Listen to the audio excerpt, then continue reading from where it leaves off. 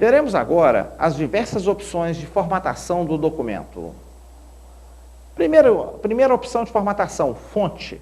Bom, o que é a fonte? Fonte são os caracteres, né? Então, nesse item fonte, iremos definir a formatação dos caracteres, iremos definir como que eu quero estes caracteres, como que eu quero as letras do meu texto. Inicialmente, vamos ver onde que está na barra lá de ferramentas, os itens de fonte. Vocês estão vendo que tem um pequeno íconezinho ali, ó. Aquilo ali, se eu clicar naquele ícone, aparece a caixa diálogo o quê? Fonte. Então, a caixa diálogo fonte aparece quando eu clico naquele pequeno ícone que está apontado ali com a seta. Veremos as diversas opções que nós temos com formatação de fonte. Para formatar a fonte, devemos antes selecionar o texto desejado, para posteriormente proceder à formatação. Então, o que eu tenho que fazer primeiro?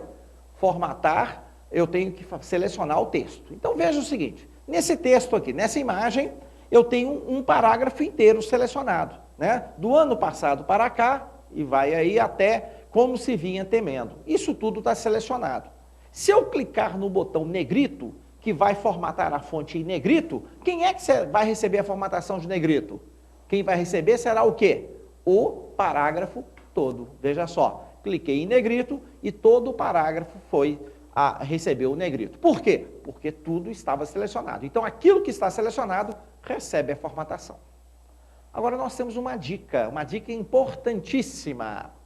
Caso o ponto de inserção esteja dentro de uma palavra, ao se solicitar a formatação de fonte desta palavra, essa formatação será aplicada à palavra inteira.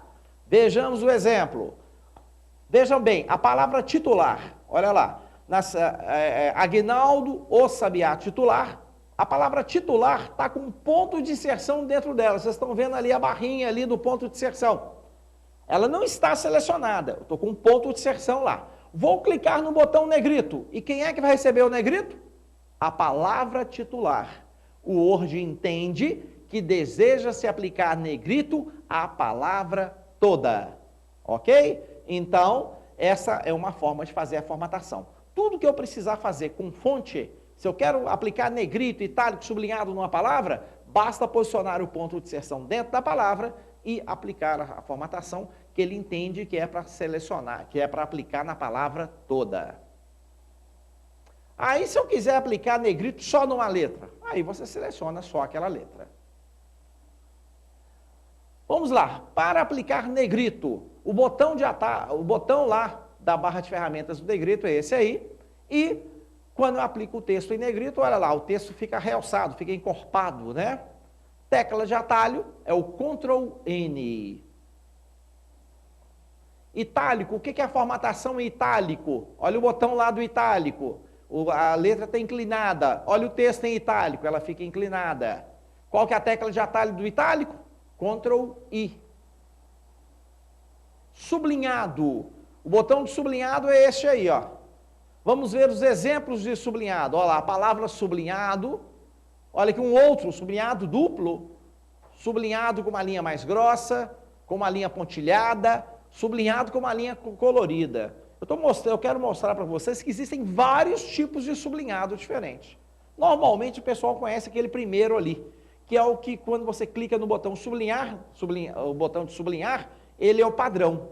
Porém, eu posso aplicar os demais. Vocês estão vendo que lá no botão tem uma setinha do lado do botão? Se você clicar naquela setinha, o que vai aparecer? As opções de sublinhado. Então, eu tenho várias opções diferentes, inclusive tenho até cor. Eu posso definir a cor do sublinhado de uma cor diferente da letra, por exemplo. O que é Ctrl S? É a tecla de atalho do sublinhado. Quando você aplica o Ctrl S, ele aplica o sublinhado padrão, tá? Aquele padrão, que seria geralmente aquele primeiro. Mas você pode definir como sendo um outro. Taxado. O que é um texto com taxado? Olha lá, um risco em cima do texto, olha lá, a palavra taxado está com um risco em cima.